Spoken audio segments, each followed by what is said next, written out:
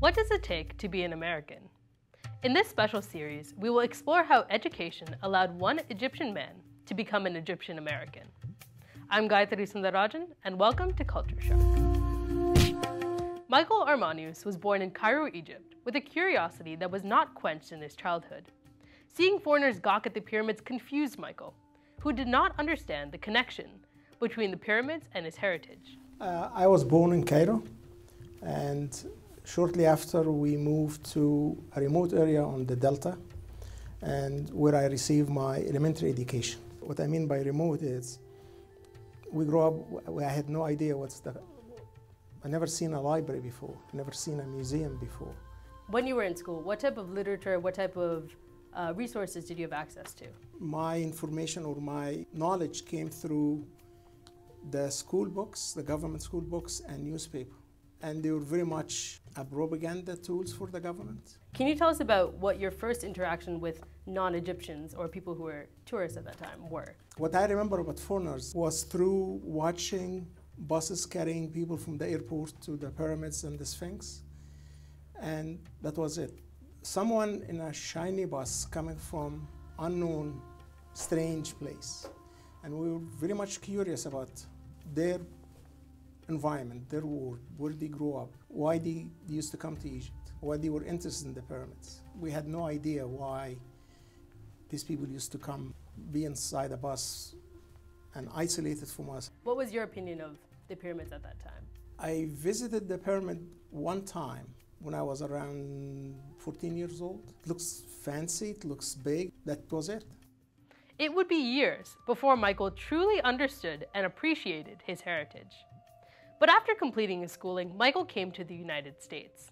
Soon after landing in Washington, D.C., he experienced a culture shock. I really struggled with the culture, the openness, and people seeing themselves as individuals with rights. And the government's supposed to help you to achieve your goals in life. The whole culture is based on serving the individuals, not the group. It was so confusing that you considered leaving the US in the middle. And what stopped you, or what was that experience like? I felt that I was much safer, more comfortable in an environment where you belong to a group and the group will protect you.